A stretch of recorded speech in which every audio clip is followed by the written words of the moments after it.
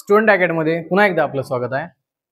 आज आपण पाहणार आहोत एकदम बेसिक इक्वेशन म्हणजे लिनियर इक्वेशन इन वन व्हेरिएबलला कसं सॉल्व केल्या जाते आणि linear equation in one variable काय असते। तर पहा इकडं।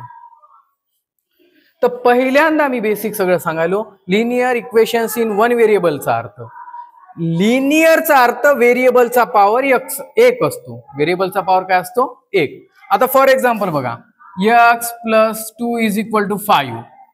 ह्या x चा पॉवर काही नाही म्हणजे एक आहे, म्हणजे हे लिनियर इक्वेशन आहे। जर x चा पॉवर 2 झाला तर हे लिनियर नाही आहे। पुढे पाहू। इक्वेशन म्हणजे अशी एक्सप्रेशन ज्याच्यामध्ये = चं साइन असते। आता ह्या एक्सप्रेशन मध्ये = चं साइन आहे म्हणजे हे इक्वेशन आहे।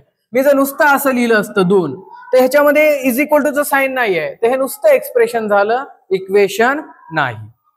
त्यानंतर वन व्हेरिएबल म्हणजे एकच चलन। व्हेरिएबल म्हणजे काय असते? चलन, ज्याची की व्हॅल्यू जनरली आपण फाइंड आउट करत असतो।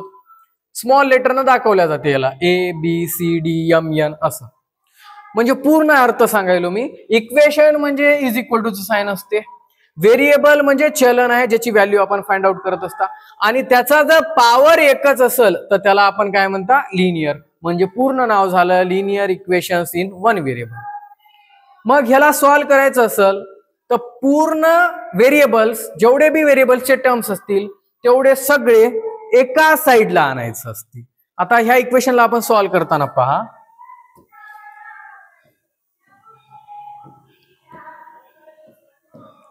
हे 4x आहे हे व्हेरिएबल आणि नंतर इकडे x आहे। तर पहिल्यांदा सगळे व्हेरिएबल्स एका साइडला आणायचे असतात। तर 4x ला 4x, व्हेरिएबलचं किंवा कशाचं बी साइन = च्या इकडं तिकडं कोणत्या बी साइडला नेलं की त्याचा साइन चेंज होत असते। म्हणजे प्लस असेल तर मायनस, मायनस असेल तर प्लस। तर +x इकडं आल्याच्या नंतर -x अगोदरच इकडं 13 ठेवलेला आहे। आता ज्याच्याजवळ व्हेरिएबल नाही त्या सगळ्यांना तिकडे न्या, म्हणजे त्याला कॉन्स्टंट म्हणतो आपण। तर हे +4 तिकडे गेल्याच्या नंतर -4 होते।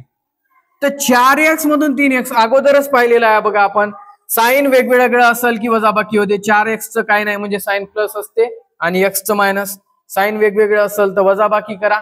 4x मधून 1x गेलं 3x, मोठी संख्या 4 आहे, 4 चं साइन प्लस आहे, प्लस लिहायची आवश्यकता नाही। इकडं सुद्धा तसंच आहे, 13 तून 4 गेले 9। ह्याच्या समोर पहा, हे x काढायचं असते, हे 9 ला 9, हे जे 3 आहे ते x च्या गुणाकारात आहे, तर = च्या या साइडला आलं की भागाकारात जाते। x = 3 × 3 3 × 3 9, तर x ची व्हॅल्यू आपण 3 काढलेली आहे। अशा पद्धतीने आपण लिनियर इक्वेशन्सला सॉल्व करतो। धन्यवाद।